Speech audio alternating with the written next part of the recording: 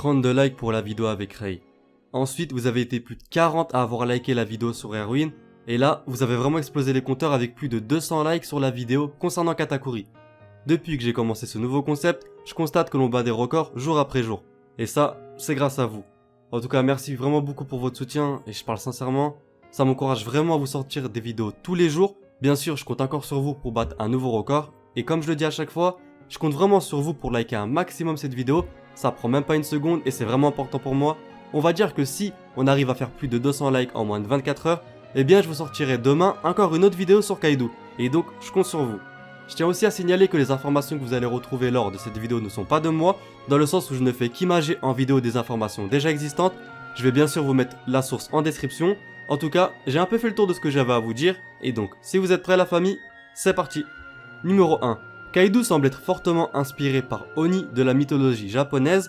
L'Oni, c'est une créature présentant les caractéristiques suivantes: des cornes, une taille massive et l'utilisation d'un kanabu comme arme principale.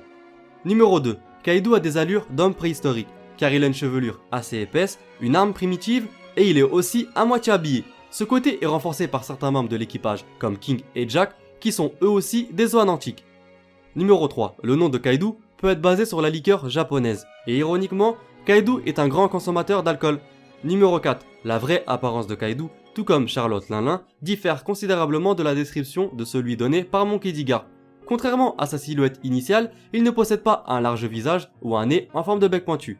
Jusqu'à leur première apparition, les différentes descriptions de ces derniers ne correspondaient jamais réellement avec leur véritable apparence. Numéro 5. La ceinture que porte Kaido est en réalité une corde nommée Shimenawa. Dans la culture japonaise, tout ce qui est entouré par cette corde est considéré comme important ou sacré. Numéro 6. Sa première apparition physique dans l'anime a été diffusée un 1er mai. 1er mai qui est, comme de par hasard, le jour de son anniversaire. Numéro 7. Dans l'anime, le tatouage principal de Kaido présente des couleurs similaires aux One Smile de Doflamingo et César Clown. Numéro 8. Selon une interview d'Ichiro Oda, lorsque celui-ci a fait apparaître Kaido pour la première fois, ce dernier a commencé à se demander comment Luffy le battrait autrement qu'avec un simple coup de poing. Et bien voilà la famille, cette petite vidéo est d'ores et déjà terminée, j'espère sincèrement qu'elle t'aura plu. Comme d'habitude, je compte vraiment sur toi pour t'abonner sur cette chaîne, c'est vraiment important pour moi. À activer la petite cloche de notification pour être au courant de toutes les prochaines sorties de vidéos. À me suivre sur tous mes réseaux sociaux, à liker et à partager un maximum cette vidéo, c'est vraiment important. Moi je te dis à très bientôt pour de prochaines vidéos. Jana!